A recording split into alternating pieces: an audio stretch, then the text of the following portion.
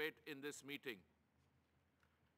In recent days, the M23 undertook major new offensive operations and have now occupied the provincial capital of Goma.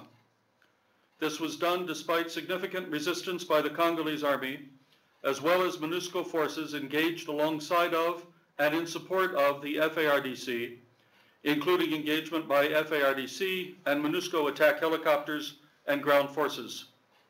Initially, the offensive was held in check. Showing again renewed capacity, however, the M23 continued its offensive, exhibiting sophisticated tactics. Members of the Council have before them document The M23 forces are well provisioned and well supplied with uniforms and a variety of arms and munitions, many of which clearly have not come from existing FARDC stocks.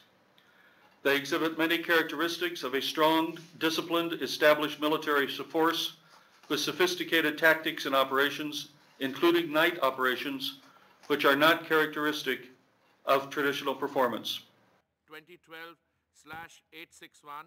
The occupation of Goma also poses a major risk of increased serious human rights violations, including killings and forced recruitment of civilians, including minors. The leader of the M23 armed movement, Sultani Makenga, a former Congolese army officer who was ostensibly integrated into the National Army as a result of agreements reached in 2009. In reality, however, Makenga never accepted full state authority or central command orders. Like Bosco Ntaganda, he is a man with a well-documented history of very serious human rights abuses.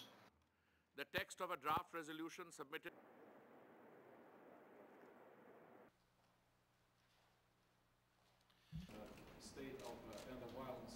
The FARDC left the area of Goma, went to the town of Sake, which is further west, and there are information today that maybe the M23 forces are now in the region of Sake. So where are these forces? I suppose further west somewhere, but there is a real question, of course, because they simply melted away.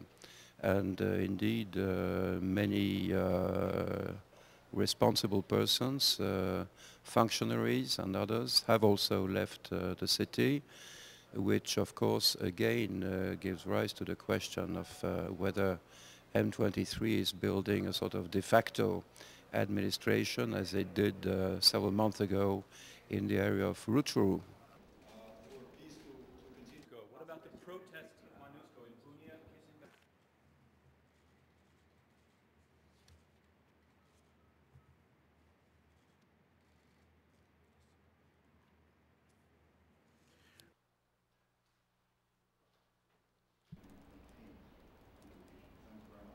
From the outside, it looks a bit strange that you have soldiers who don't fight, but UN forces, UN blue helmets, are not parties in a civil war.